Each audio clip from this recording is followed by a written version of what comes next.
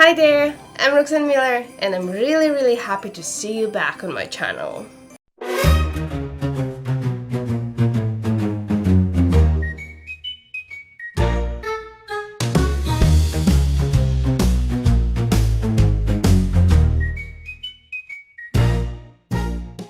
In the previous episode, we were talking about the things we say and the things we repeat.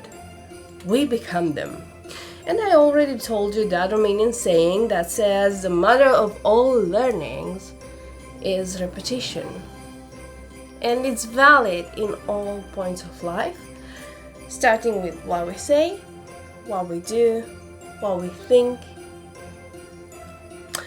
And all of these, they become valid in our social life, in our health, in our financial health, mental health, the way we look, the way we think, the way we perceive the world. So, if you want to switch it up and become your dream person, this is part 2.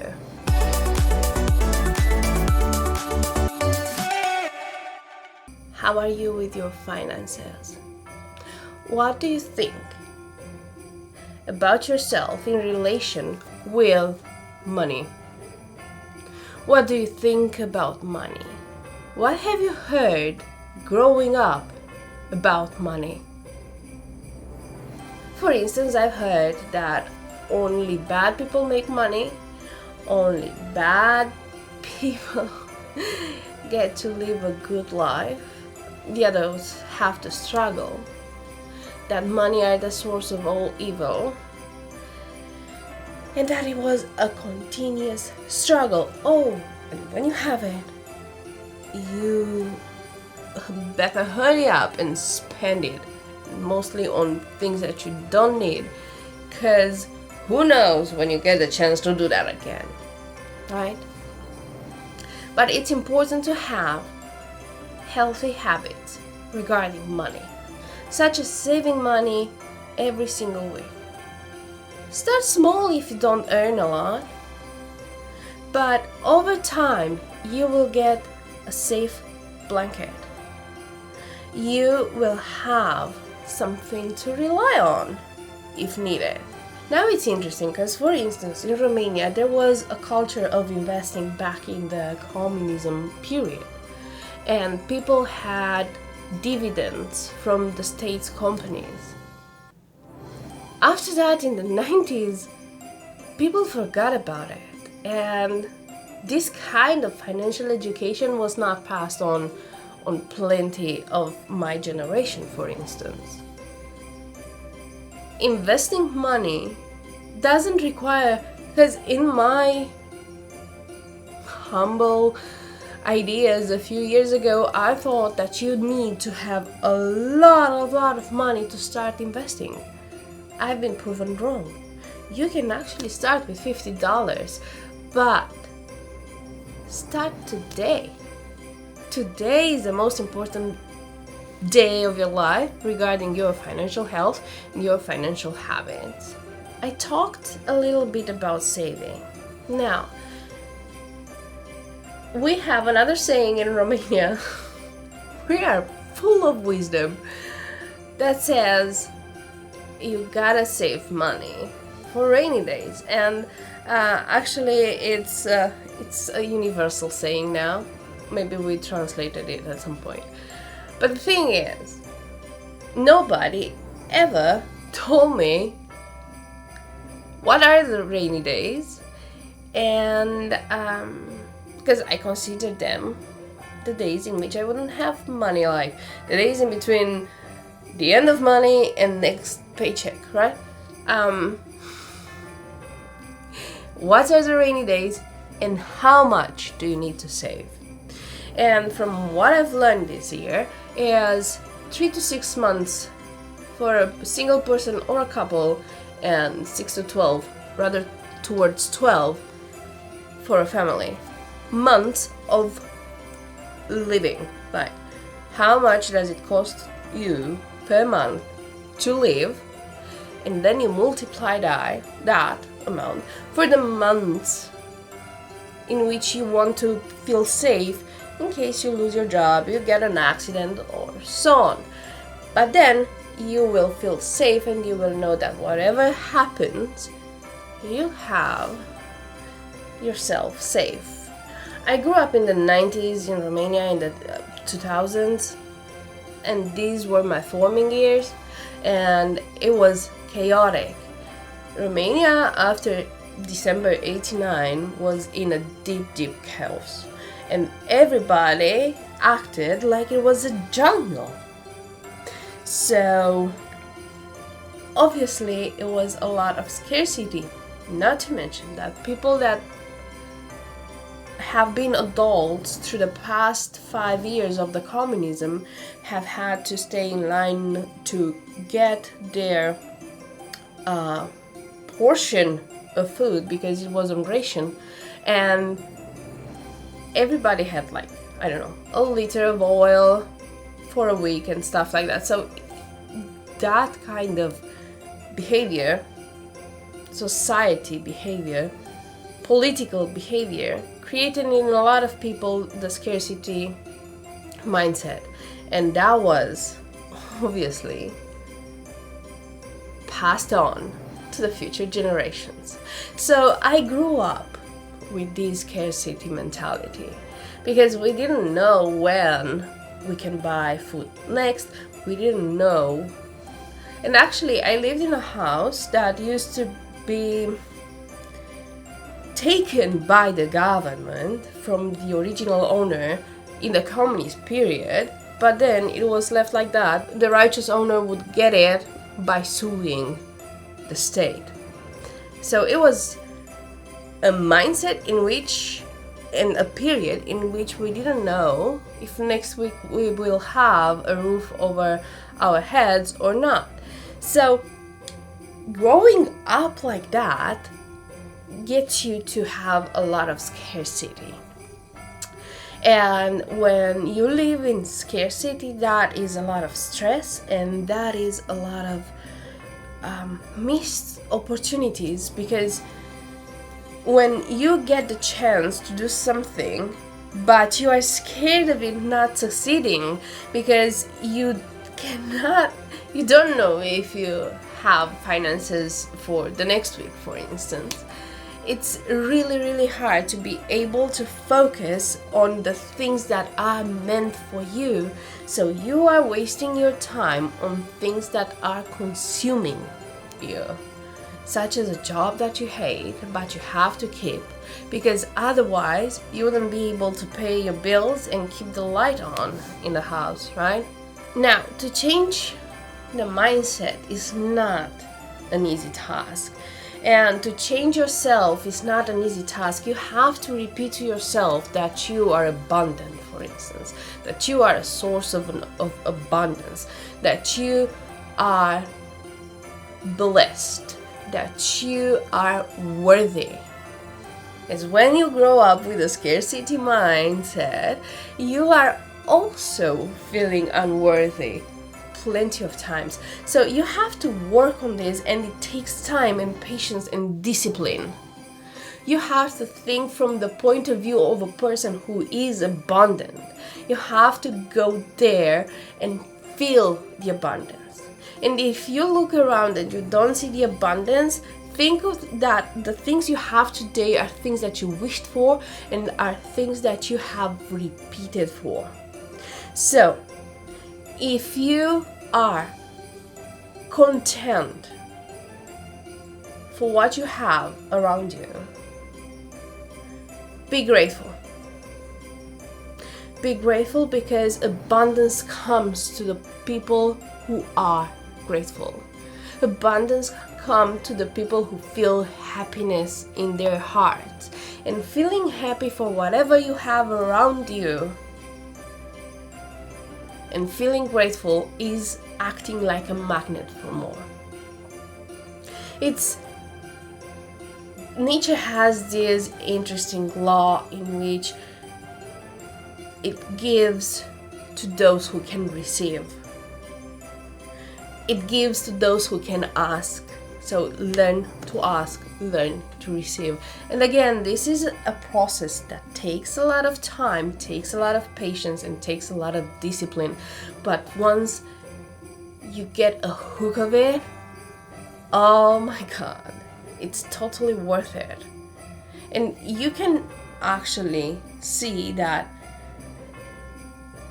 when you think from the perspective of the wish fulfilled, it becomes so soothing. It becomes so enlightening that the path becomes clear. You are guided towards the wish fulfilled. Of course, you have to do your work as well, but it's worth it. Now, how do you recognize the scarcity mindset? And one of the things is that you run for things that you actually don't really need. Is this keeping up with the Joneses that kind of wrecks us? Because we are used to be compared from early ages. So then as adults, we keep on doing that. We compare ourselves with our neighbors, with our friends, with our siblings, with our extended family, with the friends of the friends, and we keep on getting ourselves in a lot of trouble. Because honestly now, if, I don't know, the neighbor gets a very expensive car, and we have one that's working, we will feel bad for not having a newer car or a new car or a car that has more options on it. Even though the car that we have is perfectly fine and working and doing its purpose. And then you stress out because you can't really afford that car. And then you get in debt, and then you get even more stressed, and then you're not happy.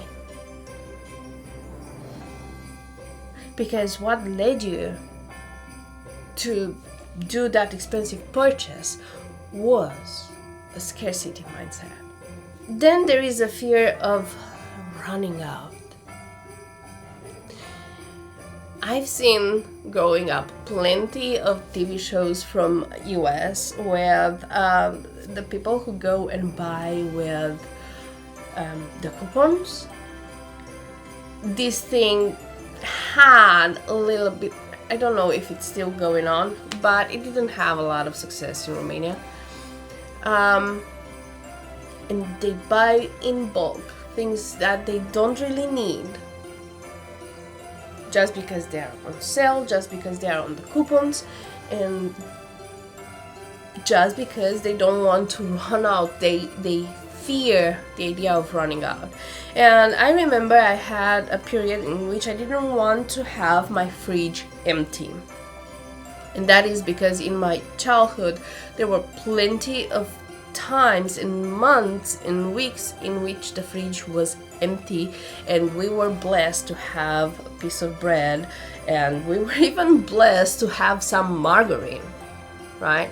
So for a while I wanted to have my fridge really stocked up.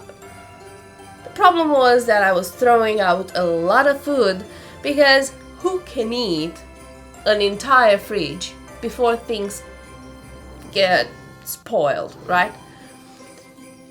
And then I discovered the beauty of meal prepping and buying what you eat. And actually this is a relief. I feel like this now, it's a healthy behavior, because I'm not wasting and I'm consuming what I'm buying, and it's getting healthier and healthier by the day. Then it's also the fear of spending. And I've gone through these periods in which I would have money and then I wouldn't want to spend it because it looked so good in my bank account. And of course, out of fear, plenty of bad things would happen. So my car will break down, my pipes will break down. Things that were obviously outside of my control would start to break down because I was so scared to spend the money. And even when you refuse, for instance, to do something that involves money, one way or another, those money will go away. For instance, if you don't want to gift somebody something for Christmas, the money that would go to that present, one way or another, finds their way out of your pocket. So this fear of spending is another point of the scarcity mindset. And there is also the negative beliefs about money, like as I mentioned before, that money are the source of all evil, that only bad people make money, that money don't bring happiness. And yeah, it's true, money don't bring happiness, but the opportunities that money allow you to have, the freedom that money allows you to have, only the idea that if you need some medical care, money can provide that. Money can provide for plenty of things and beautiful memories and beautiful feelings, and that brings the happiness.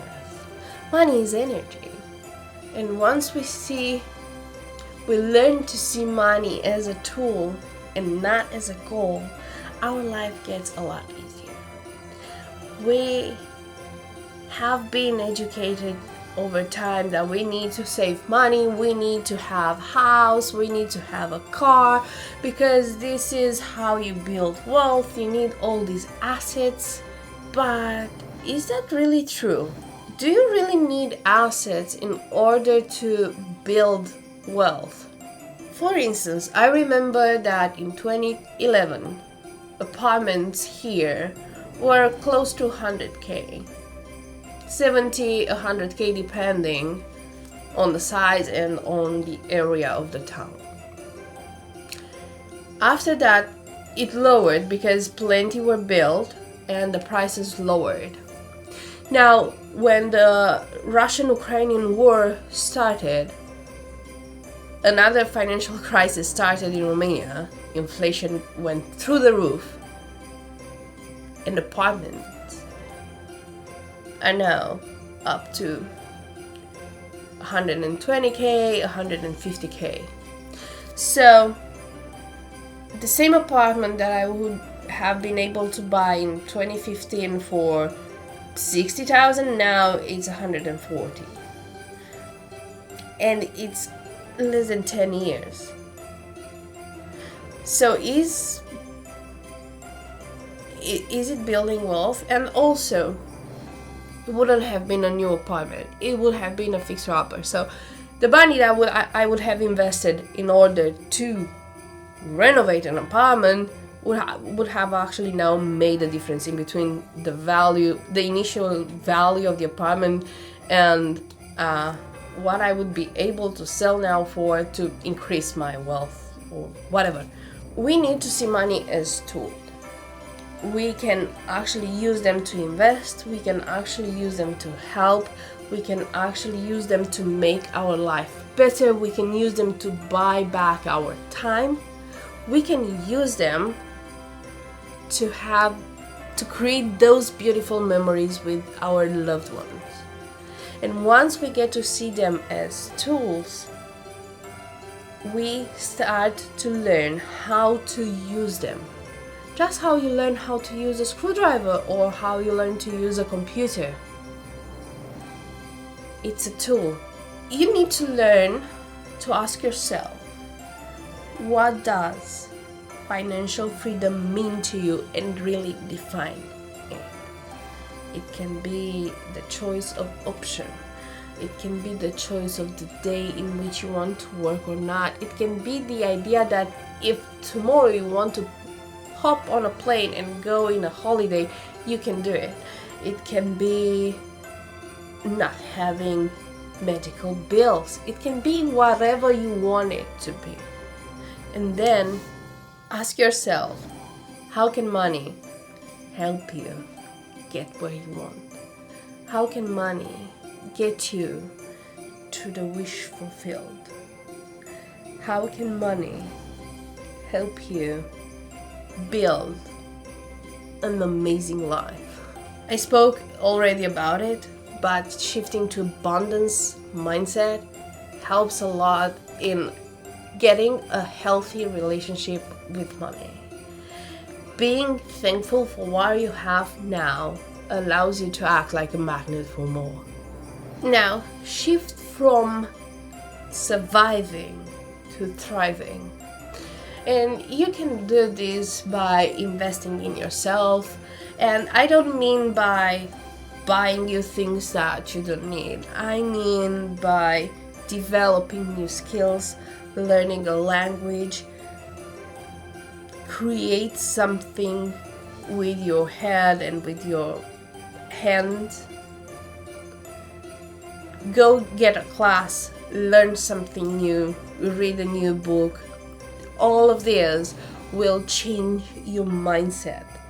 And if you for a long time, I used to be with my head in my books because I was surrounded by the people that inspired me. If you don't have people around you that will help you from going from the surviving to thriving mode, because everybody has their own drama and they are not aware of how their perpetuation of the drama, actually of repeating the same habits, perpetuates the drama. Then if you start reading, for instance, plenty of books on motivation, on education, on self-development, you will start to surround yourself with another kind of people, with another kind of energy, and it's going to help you a lot. You can also start creating multiple streams of income, and this can depend on you. It can be investment, it can be a new side hustle, it can be a business, it can be whatever you want. And sometimes if it feels scary, follow it. It's good. Once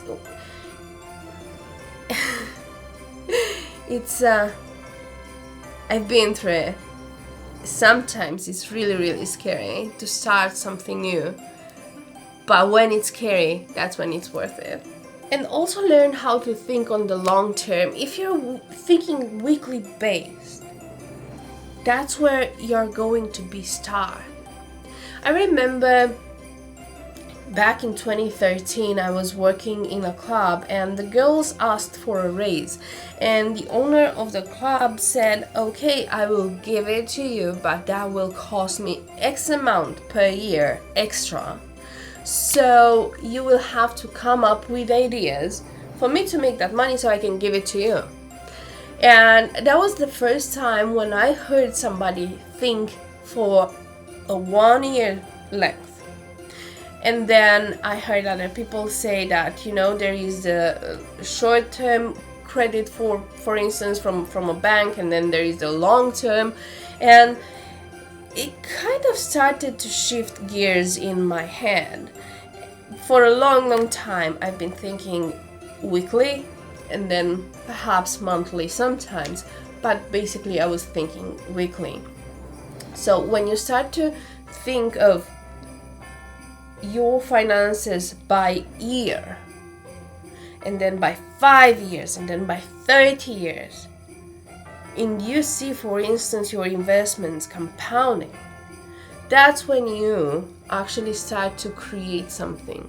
Because the good things take time. They do not start today and then tomorrow.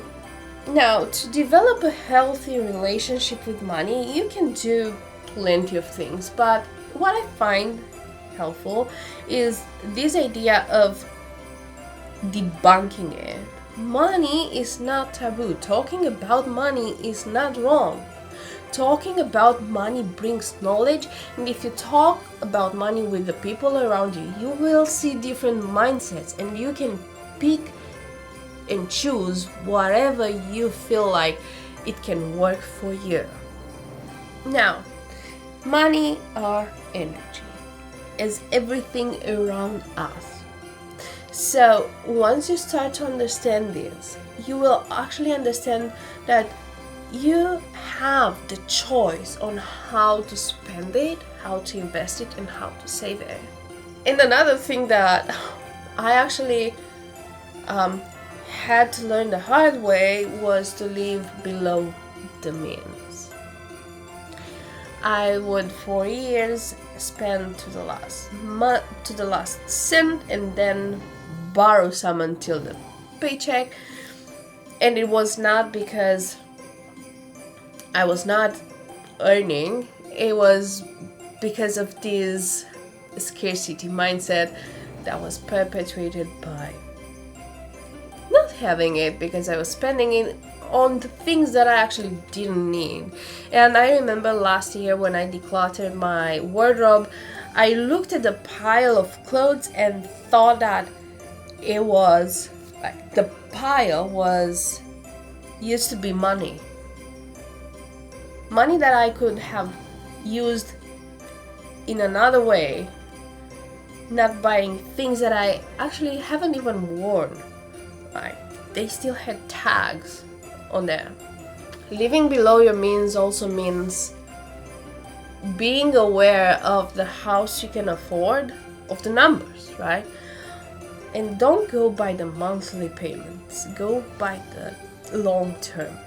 The car you can afford, the trips you can afford, the food you can afford, as in going out or cooking at home.